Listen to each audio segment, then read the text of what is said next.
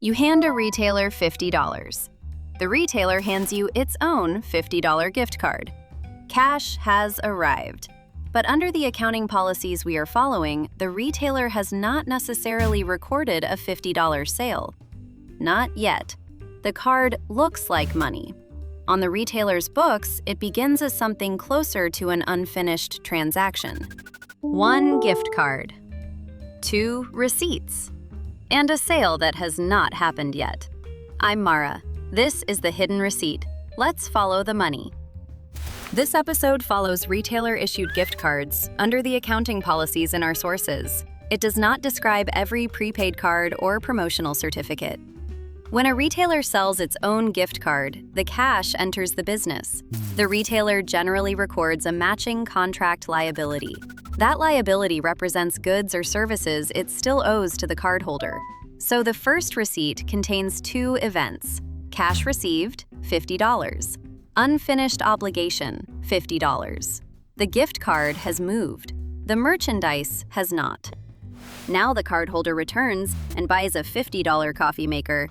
At redemption, the retailer supplies the merchandise. It can reduce the gift card liability and recognize revenue for what it delivered. The original cash does not arrive again. What changes is the status of the transaction. Before redemption, the retailer had cash and an obligation. After redemption, part or all of that obligation has become revenue. That still does not make the entire amount profit. Revenue is the sale recorded for delivering the product. The retailer must still account for merchandise and other operating costs before reaching earnings. Cash, revenue, and profit are 3 different labels. They should not be asked to share one name tag. Some gift card value remains unused. Accountants call the expected unredeemed amount breakage. But unused value does not automatically become revenue the moment someone forgets a card in a drawer. If an issuer can support an estimate that it will be entitled to some of that value, it may recognize expected breakage in proportion to actual customer redemptions. If it cannot support that treatment, recognition generally waits until exercise of the remaining rights becomes remote. Those are 2 different accounting paths. Neither path says, the card was quiet for a while, so the money is ours. Breakage depends on evidence, accounting judgment, and the issuer's legal obligations.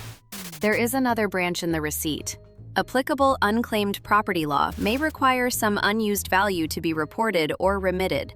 When that duty applies, accounting guidance keeps the required amount as a liability rather than recognizing it as revenue. The exact result varies by jurisdiction and card type. Delaware provides one example of a state treating certain stored value and gift cards as abandoned property after a statutory dormancy period. Its reportable amount is not necessarily the card's full face value. So unused and kept by the retailer are not synonyms. Some unused value may qualify for breakage revenue. Some may remain payable under unclaimed property law. Federal rules also limit what can happen to covered gift cards. For cards covered by Regulation E, the underlying funds generally cannot expire earlier than 5 years after issuance or the most recent load. Inactivity-related fees generally require no activity during the preceding year, appropriate disclosure, and no more than 1 such fee in a calendar month. The regulation contains definitions and exclusions. State law may provide additional protection. The practical point is narrower. A retailer cannot explain every unused balance by saying the card simply expired. A current Target filing shows the mechanism at a much larger scale. Target began fiscal 2025 with a gift card liability of $1,209 million.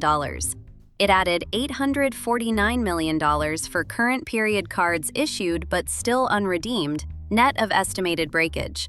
It recognized $861 million of revenue from the liability that existed at the beginning of the year. On January 31, 2026, the ending gift card liability was $1,197 million. That table does not show gift card profit. It does not provide total activations or a breakage rate. It shows a liability moving as cards are issued, redeemed, and accounted for. At year-end, nearly $1.2 billion remained recorded as a gift card liability. The large number is useful because it makes the invisible receipt visible. The business received cash before completing the sale. So a $50 gift card can produce 3 different accounting moments. At issuance, cash arrives and a liability appears. At redemption, the liability falls and revenue is recognized for what the retailer delivers. For an unused portion, qualified breakage rules or a legal remittance obligation determine what may happen next. And after revenue appears, profit remains a separate calculation. That is why a $50 gift card is not automatically a $50 sale. Now the full transaction makes sense. The card was never the finished purchase. It was a promise, waiting for its second receipt. When money arrives before the sale is complete, check which side of the receipt is still unfinished. Thanks for watching. If this made the money clearer, like the video and subscribe to the Hidden Receipt. I'll see you next time.